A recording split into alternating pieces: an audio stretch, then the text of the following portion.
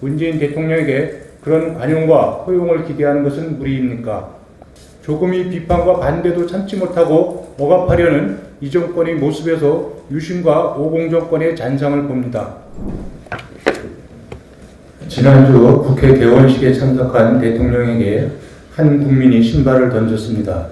그 국민은 경찰에 의해 구속영장이 청구됐지만 다행히 기각됐습니다. 대통령에게 신발을 던진 것은 실정법 위반 소지가 있겠지만 대통령이 신발에 맞은 것도 증거물인 신발이 도망가는 것도 아닌데 구속영장 청구는 누가 봐도 경찰의 과잉 대응, 과잉 충성입니다. 청와대에서 선처를 호소했다면 경찰이 구속영장을 청구하지는 않았을 것이라는 점에서 청와대의 태도가 너무나 졸렬하고 현명합니다. 2002년 대선 후보 시절 얼굴에 계란을 맞은 노무현 전 대통령은 정치하는 사람들이 계란 좀 맞아야 국민들 화가 풀리지 않겠느냐는 명언을 남겼습니다. 극보수의 상징이라는 아들 부시 대통령도 자신에게 신발을 던진 기자에게 과잉 대응하지 않았으면 한다는 뜻을 전하고 이런 일도 일어나는 게 자유사회라며 웃어넘겼습니다. 자유민주사회에서는 감히 어떻게 대통령에게 신발을 던질 수 있느냐는 특권의식, 선민의식보다는 정부와 대통령의 실정에 대한 최소한의 항의이자 분노의 표현으로 이해하는 관용과 포용의 마음이 필요합니다. 문재인 대통령에게 그런 관용과 포용을 기대하는 것은 무리입니까?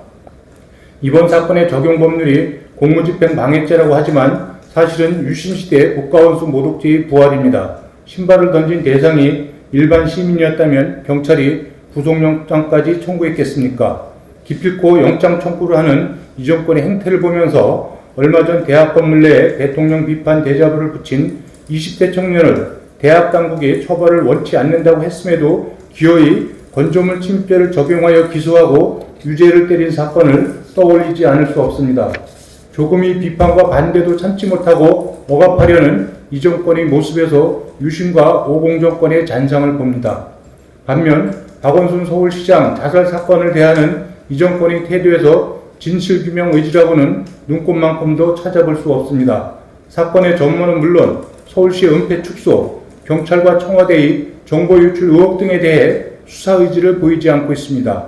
당연히 감추고 싶은 것이 있기 때문일 것입니다. 유신과 오공 시절처럼 경찰이 정권의 사병으로 전락해 간다면 앞으로 정권과 연관된 사건은 탁 치니 억하고 죽었다는 수사 결과가 나오지 말라는 법도 없습니다. 경찰은 즉시 서울시장 자살 사건과 관련하여 수사 범위를 다시 정하여 압수수색 영장을 재청구해야 합니다. 그렇게 안 되면 대통령이 나서서 그렇게 되도록 해야 합니다. 그래야 국민들이 이 정권을 의심하지 않을 것입니다. 따지고 보면 진실을 보호하고 정의와 공정을 세우는 것은 어려운 일이 아닙니다. 권력과 기득권이 아닌 국민 편에 서서 누가 봐도 상식과 보편성에 기반해서 판단하고 조치하면 되는 것입니다. 이 정권은 촛불 정신과 민주화 정권을 자칭하지만 지금 이 정권이 보여주고 있는 모습은 촛불 정신을 왜곡하고 가장 민주화되지 못한 행태를 보여주고 있다는 지적을 뼈아프게 받아들여야 합니다.